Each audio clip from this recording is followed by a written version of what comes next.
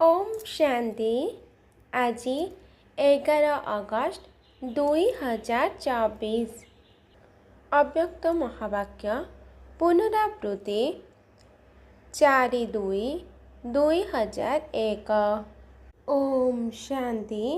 आजिर मुरलीर सारांश समय अनुसार स्वराज्य अधिकारी होई समस्त आत्मिक साधन गुड़िक तीव्र गति रे कार्य लगाओ।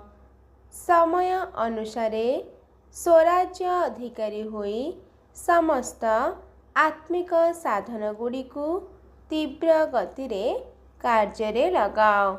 ओम शांति। आजिर वरदान निजकु निमित्त मन करी व्यर्थ संकल्प बा व्यर्थ मनोभाव ठारू मुक्त रहुथिबा विश्व कल्याणकारी भाव। आजिर विस्तार मु विश्व कल्याण कार्य पाए निमित्त अटे।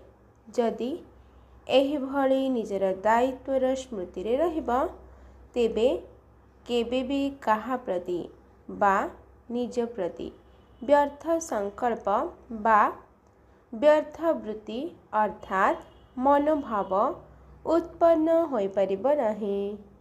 दायित्व संपन्न आत्मा माने गोटिए भी अकल्याणकारी संकल्प करिपरिबे नाही।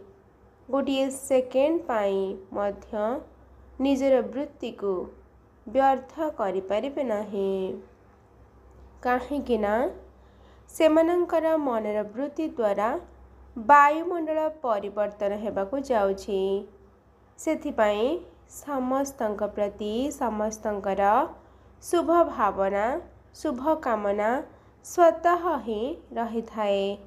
ओम शांति। आजिर स्लोगान अज्ञानर शक्ति हेला क्रोध, ज्ञानर शक्ति हेला शांति। अज्ञानर शक्ति हेला क्रोध एवं ज्ञानर शक्ति हेला शांति। आजिर याद प्यार चारिआडर देश एवं विदेशर फरिश्ता रूपरे विराजमान स्व अधिकारी पिलामानंकु सर्वदा भल अर्थात स्नेह एवं ल अर्थात नियम मर्यादार सहित निजर सूक्ष्म वा स्थूल सहयोगी साथी मानंकु चलाउथिबा सर्वदा बापदादांक द्वारा प्राप्त आत्मिक साधन गुड़िकु सदा प्रस्तुत रखुथिबा मु आत्मा राजा होई राज्य अधिकारर अनुभव करुथिबा सर्वदा उड़ीबार कला द्वारा फरिश्ता रूपरे चारिआडे सकाश देउथिबा शक्ति स्वरूप आत्मा मानंकु सर्वदा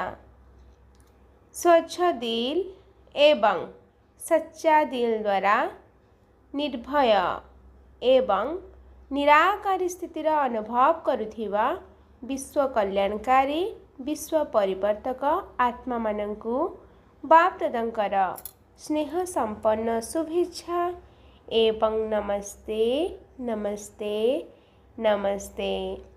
आम मानंकु विश्व कल्याणकारी एवं विश्व परिवर्तन रे निमित्त करुथिबा बापदादांकु स्नेह संपन्न शुभेच्छा नमस्ते नमस्ते नमस्ते।